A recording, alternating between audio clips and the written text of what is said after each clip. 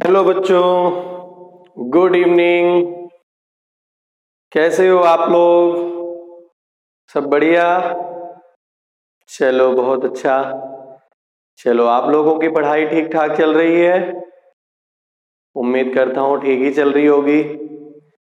मेरे प्यारे बच्चों, आज हम लोग torque on dipole kept in uniform electric field पढ़ेंगे। Torque on dipole kept in uniform electric field. ठीक है, तो देखो मैं यहां पर एक डायपोल ले रखा हूं। डायपोल का नाम AB है। ठीक है, ये डायपोल यूनिफॉर्म इलेक्ट्रिक फील्ड में, मतलब जहां पे यूनिफॉर्म इलेक्ट्रिक फील्ड का मतलब क्या होता है, जो इलेक्ट्रिक फील्ड की वैल्यू है हर पॉइंट पर, चाहे हम यहां की बात करें। ठीक है, अगर हम बात करें इलेक्ट्रिक फील्ड में, यहां पे बता देता हूं यूनिफॉर्म इलेक्ट्रिक फील्ड क्या होता है। हर पॉइंट पर, जैसे ये देखिए, मैं यहां की बात करूं तो इस सरफेस से कितनी लाइंस जा रही हैं? आंसर है 4 लाइन जा रही हैं। यहां से कितनी जा रही हैं? 4 जा रही हैं। यहां से कितनी जा रही हैं? 4 जा रही हैं। तो आप चाहे जहां पर भी देखो, हर जगह आपको number of electric field lines क्या मिलेंगी? सेम मिलेंगी। इसका मतलब क्या है? हर पॉइंट पर इंटेंसिटी ऑफ इलेक्ट्रिक फील्ड की वैल्यू सेम है। तो ऐसी इलेक्ट्रिक फील्ड जहां पर हर पॉइंट पर इंटेंसिटी ऑफ इलेक्ट्रिक फील्ड की वैल्यू क्या हो? सेम हो, उसे हम बोलेंगे यूनिफॉर्म इलेक्ट्रिक फील्ड। अब मेरे प्यारे बच्चों, अगर कोई डायपोल यूनिफॉर्म इलेक्ट्रिक फील्ड में रखा गया है, कोई डायपोल यूनिफॉर्म इलेक्ट्रिक फील्ड में रखा गया है, तो उस पर कितना टॉर्क लगेगा? टॉर्क क्या होता है? सबसे पहले तो हम ये जान लेते हैं टॉर्क क्या होता है। टॉर्क क्या करता है? किसी बॉडी को रोटेट करने का काम करता है। तो वो फोर्स जो किसी बॉडी को क्या करे? रोटेट कर दे, उसे हम क्या कहेंगे? टॉर्क कहेंगे। अब टॉर्क, देखिए, जो फोर्स हम जनरली फोर्स लगाते हैं, अगर किसी एक पॉइंट पर फोर्स लगा रहे हैं तो बॉडी क्या करती है? वो लीनियर मोशन करना शुरू कर देती है। तो यहां पर टॉर्क को क्रिएट करने के लिए हमें किसी भी बॉडी पर इक्वल और अपोजिट फोर्स लगाना जरूरी होता है, तभी टॉर्क बनता है। जैसे ये मार्कर मैंने लिया है और इस मार्कर पर मैं अगर इस मार्कर को 5 न्यूटन से नीचे की ओर दबाऊं और 5 न्यूटन से ऊपर की ओर इसको इस हाथ से दबाऊं, तो ये मार्कर क्या करेगा? ये मार्कर ऐसे रोटेट होना शुरू कर देगा। तो यहां पर क्या हुआ? जब इक्वल और अपोजिट फोर्सेस किसी बॉडी पर, जब इक्वल और अपोजिट फोर्सेस किसी बॉडी पर क्या होते हैं? काम करते हैं, तो वो बॉडी क्या होती है? मोशन करना शुरू कर देती है। कैसा मोशन करेगी? आंसर है यहाँ, ये बॉडी रोटेशनल मोशन करना शुरू कर देती है, बॉडी रोटेट होने लगती है। तो यहाँ पर जो क्वांटिटी डेवलप होती है दो इक्वल और अपोजिट फोर्सेस के लगाने से, उस क्वांटिटी को हम कहते हैं टॉर्क। क्या कहते हैं? टॉर्क कहते हैं। तो टॉर्क क्या है? टॉर्क वो क्वांटिटी है जो जिसके कारण कोई बॉडी क्या करना शुरू कर देती है? रोटेशन करना शुरू कर देती है। तो मेरे प्यारे बच्चों, यहां पर देखिए, जब हम इस डायपोल को यूनिफॉर्म इलेक्ट्रिक फील्ड में रखते हैं, तो यहां पर देखिए डायपोल का ये पॉजिटिव एंड वाला चार्ज है। ठीक है, पॉजिटिव चार्ज वाला एंड है, और ये वाला एंड जो है नेगेटिव चार्ज वाला है। अब यहां पर जो फोर्स लगेगा, देखिए जो फोर्स होता है, देखिए यहां पर जो इलेक्ट्रिक फील्ड बनी है वो किसी न किसी पॉजिटिव चार्ज के द्वारा बनाई गई होती है। क्योंकि आपको पता होगा कि जो इलेक्ट्रिक फील्ड लाइंस होती हैं वो पॉजिटिव चार्ज से नेगेटिव चार्ज की ओर चलती हैं। तो ये इलेक्ट्रिक फील्ड लाइंस लेफ्ट से राइट की ओर जा रही हैं। तो आपको ये पता होना चाहिए कि ये इलेक्ट्रिक फील्ड किस चार्ज से बनाई गई होंगी। आंसर है ये पॉजिटिव चार्ज से बनाई गई होंगी, क्योंकि इलेक्ट्रिक फील्ड लाइंस हमेशा पॉजिटिव टू नेगेटिव ट्रेवल करती हैं। ओके, अब ये वाली जो इलेक्ट्रिक फील्ड लाइंस हैं ये इधर की ओर जा रही हैं। तो अगर यहां पर इनके सामने कोई पॉजिटिव चार्ज आ जाएगा तो उसे क्या करेंगी? ये रिपेल करेंगी, क्योंकि ये इलेक्ट्रिक फील्ड लाइंस किस चार्ज के द्वारा बनाई गई हैं? ये electric field lines positive charge के द्वारा बनाई गई हैं। इसीलिए अगर सामने कोई चार्ज पॉजिटिव वाला पड़ेगा तो ये इसको क्या करना शुरू करेंगी? ये उसको रिपेल करना शुरू कर देंगी।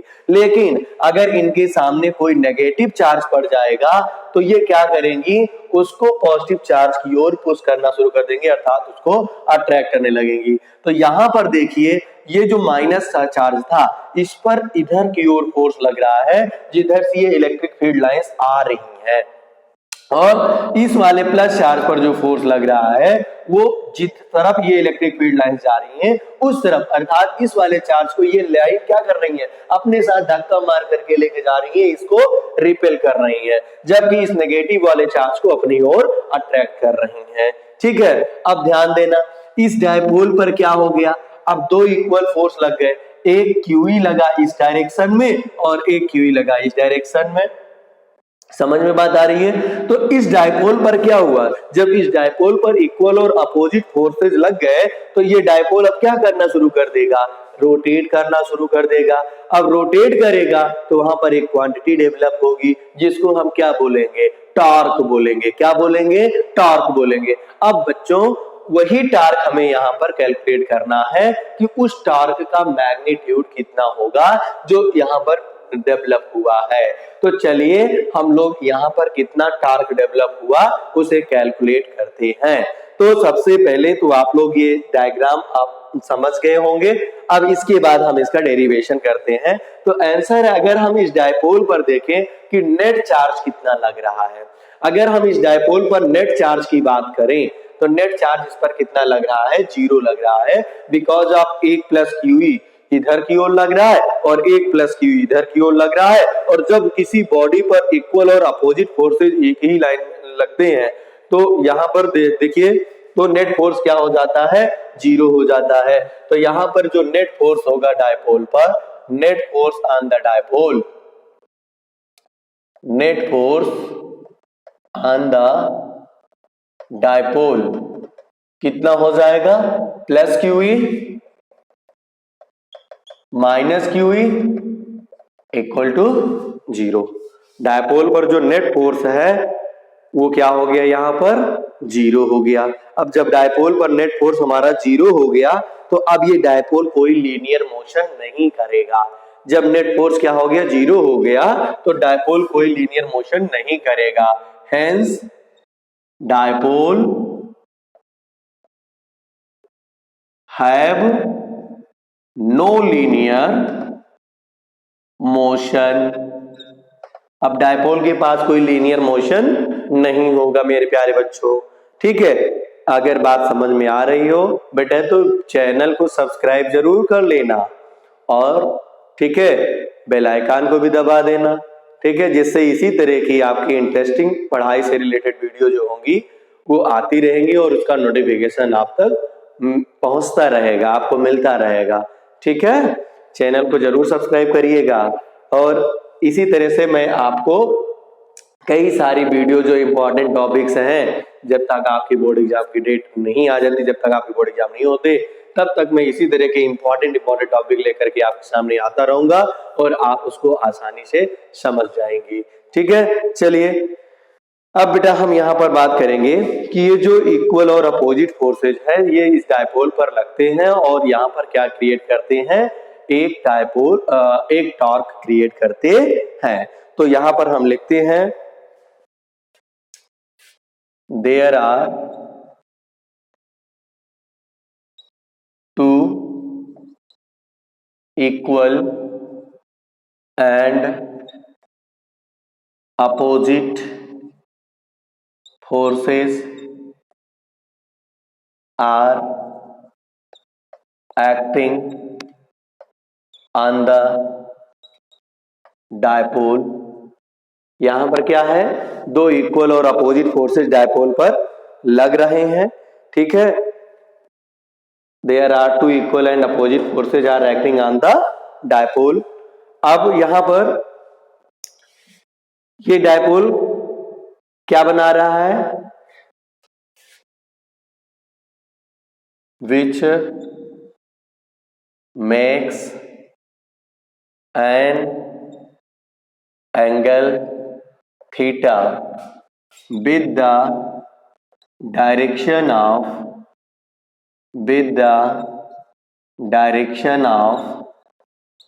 electric field। Electric field. ये इलेक्ट्रिक फील्ड की डायरेक्शन से ये डायपोल कितना एंगल बना रहा है, थीटा एंगल बना रहा है।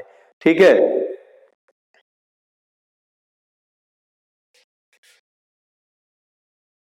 एक मिनट यहां पर, हाँ,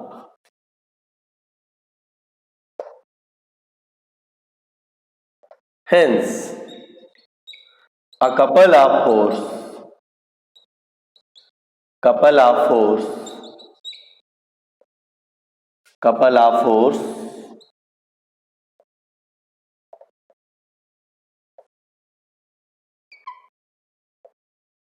hence a couple of force create a torque on the dipole। ठीक है, ये जो कपल ऑफ फोर्स इस पर लग रहे हैं, ये जो ये जो डायपोल है, ये इलेक्ट्रिक फील्ड से किस एंगल पर रखा गया है, कितना एंगल बना रहा है, थीटा एंगल बना रहा है। इस डायपोल पर दो इक्वल और अपोजिट फोर्सेज लग रहे हैं, और ये इक्वल और अपोजिट फोर्सेज एक कपल फोर्स बनाते हैं, कपल फोर्स है, और ये कपल फोर्स क्या बनाते हैं, एक टॉर्क डायपोल में क्रिएट करते हैं।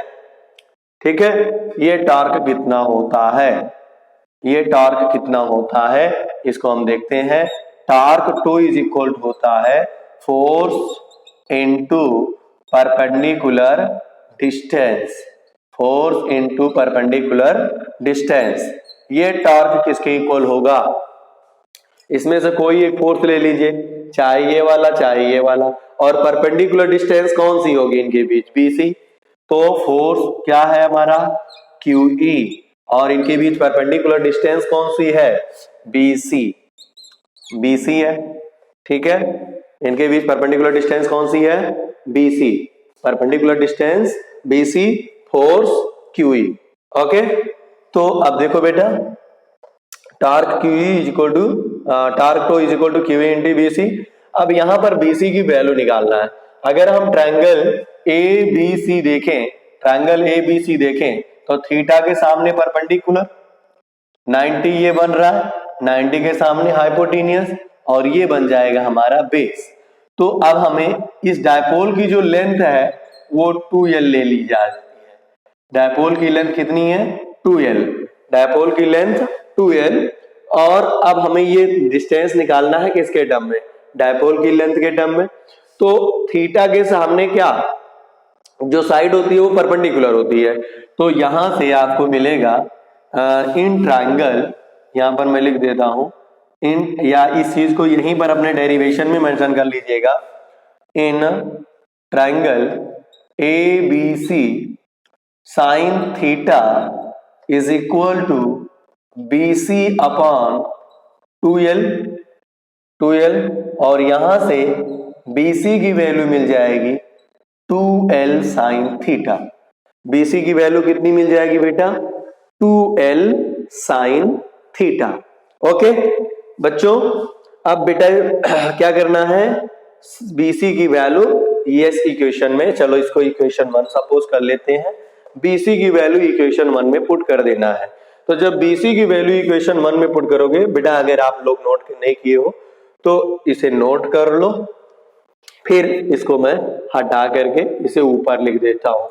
चलो हो गया बेटा, चलो ठीक है, मैं इसे हटा देता हूं।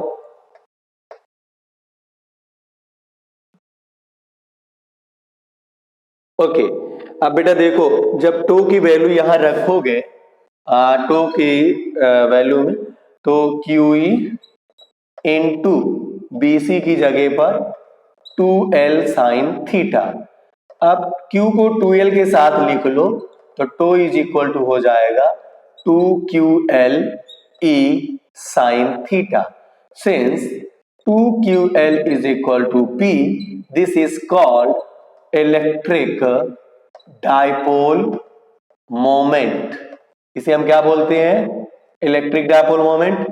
तो अब आपको क्या मिल जाएगा, टो की वैल्यू कितनी मिल जाएगी, tau is equal to PE sine theta.